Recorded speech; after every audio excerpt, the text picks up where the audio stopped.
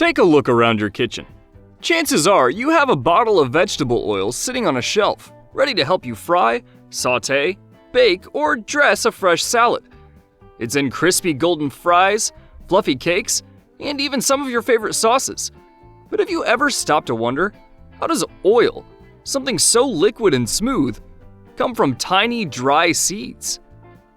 Today on Products Uncovered, we're cracking open the story behind vegetable oil, how it's made, the science that goes into refining it, and why it has become one of the most essential ingredients in kitchens worldwide. Here's something to think about. Which vegetable oil is considered the oldest in human history? Stick around to the end to find out. Step 1. Sourcing and harvesting. Vegetable oil refers to any oil that comes from plants. A variety of plants, including soybeans, sunflowers, canola, and palm are used. Each crop is carefully cultivated and harvested at peak maturity to maximize oil content. For example, soybean oil accounts for nearly 28% of global vegetable oil production, making it one of the most widely used oils in the world. Each crop has its own demands. Sunflowers stretch toward the sun, their heads physically rotating to absorb as much light as possible. Canola thrives in cooler climates, developing high oil seeds when temperatures drop at night. Palm oil comes from the dense tropical plantations, where towering trees bear bright orange fruit clusters packed with oil. In soybean and canola fields, high-capacity combines sweep through, stripping seeds from stalks while onboard computers analyze moisture levels in real time. Palm oil harvesting, in contrast, is a manual skill perfected over generations. Workers climb tall trees with razor-sharp machetes to hack down fruit bunches, some weighing over 100 pounds. The fruit must be processed within 24 hours, or the oil quality starts to degrade. Once gathered, the seeds and fruits are loaded onto conveyor belts and hauled to processing facilities, where quality control begins. Infrared scanners and high-speed sorters remove defective seeds, ensuring only the highest grade raw materials move forward. Even at this early stage, oil purity is a priority, because once an impurity enters the system, it's nearly impossible to remove completely. This process is fascinating, right?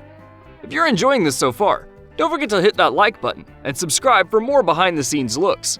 And tell us in the comments, which type of vegetable oil do you use most in your kitchen? Step 2. Seed preparation and conditioning. Before extraction begins, seeds undergo rigorous preparation to maximize oil yield and purity. Inside massive processing factories, conveyor belts transport seeds through a series of automated cleaning systems that remove dirt, stones, plant debris, and even metal fragments using air classifiers, sieves, and magnetic separators. Next, industrial dryers reduce moisture content to prevent spoilage. Soybeans, for example, are dried to around 10% moisture, ensuring they don't ferment or become too brittle. After drying, dehulling removes outer shells, which contain little to no oil. Factories use impact hullers for sunflower seeds, while canola seeds are simply crushed. The removed hulls are repurposed as livestock feed or biofuel. For some seeds, an additional flaking process is required. Large steel rollers press the seeds into thin flakes, increasing surface area for better oil extraction. Precision moisture sensors adjust rolling pressure in real time, optimizing efficiency. This entire process is fine-tuned for high efficiency and minimal waste.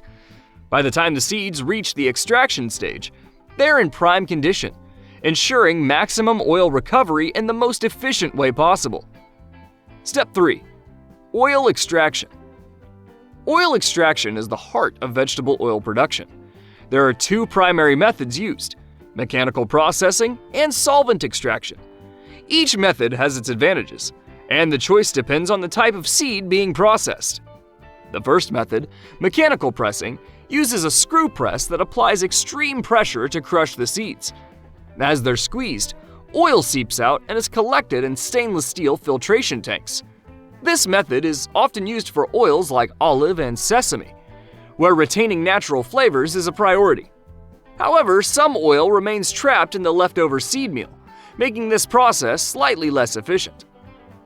To recover nearly all the oil, large-scale factories rely on solvent extraction. Here, crushed seeds enter an enclosed extraction chamber, where they're soaked in hexane, a food-grade solvent that dissolves the oil. The oil-laden solvent is then heated in industrial distillation units, evaporating the hexane, which is later recycled and reused. What's left behind is nearly 99% pure crude oil, which is piped into storage tanks for further refining. After extraction, the remaining solid material, known as oil cake, is rich in protein and is often repurposed as animal feed or fertilizer. The crude oil, however, still contains impurities and must undergo further refining to become suitable for consumption. Step 4. Refining the crude oil. At this stage, the oil may look ready, but if you were to taste or smell it, you'd probably change your mind. Crude vegetable oil is cloudy, sometimes bitter, and carries unwanted impurities. Not exactly what you'd want in your salad dressing. That's where the refining process comes in, transforming it into the clear, neutral oil we use every day. First, the oil undergoes degumming, where water or acid is added to separate out phospholipids and gums, which can cause cloudiness and spoilage. Then comes neutralization, where sodium hydroxide is used to remove free fatty acids. This reaction forms soap, which is later spun out in high-speed centrifuges. Next up, bleaching, but not the kind used for clothes. The oil is passed through natural clay or activated carbon, filtering out unwanted pigments and impurities, ensuring that perfect golden hue. But what about the smell? That's handled in deodorization, a high-temperature steam distillation process that strips away any lingering odors, leaving behind a clean, neutral-flavored oil. At this point, the oil is clear, stable, and finally ready for the next step. Step 5. Winterization. Ever notice how some oils turn cloudy when stored in the fridge? That's because they contain waxes and saturated fats that solidify at lower temperatures. To prevent this, certain oils like sunflower and soybean oil undergo winterization, a refining step that ensures they stay clear and pourable, even in cold conditions. Here's how it works. The oil is slowly cooled to around 40 degrees Fahrenheit in specialized chilling tanks, allowing waxes and other solid particles to crystallize. These tiny solidified bits are then removed using fine filtration systems, leaving behind a perfectly clear, smooth oil. Without this process, salad dressings would look unappetizing, and gourmet oils could turn cloudy in colder climates. Winterization guarantees that whether it's in your fridge or on a store shelf in Alaska, the oil maintains its clarity and quality. Step 6. Bottling. Once the oil is fully refined, it moves to the bottling stage, a high-speed, highly automated process that ensures precision, hygiene, and efficiency. The first step involves prepping the bottles, whether they're made of PET plastic, glass, or even metal for industrial-grade oils. These bottles are sterilized using a blast of ionized air or a UV treatment to eliminate any potential contaminants. Next, the bottles move to the filling station, where a network of pneumatic pumps and servo-driven nozzles dispenses the exact amount of oil into each container. In high-capacity factories, some lines can fill up to 600 bottles per minute. Finally, the finished bottles are packed into crates, stacked on pallets, and sent off to warehouses.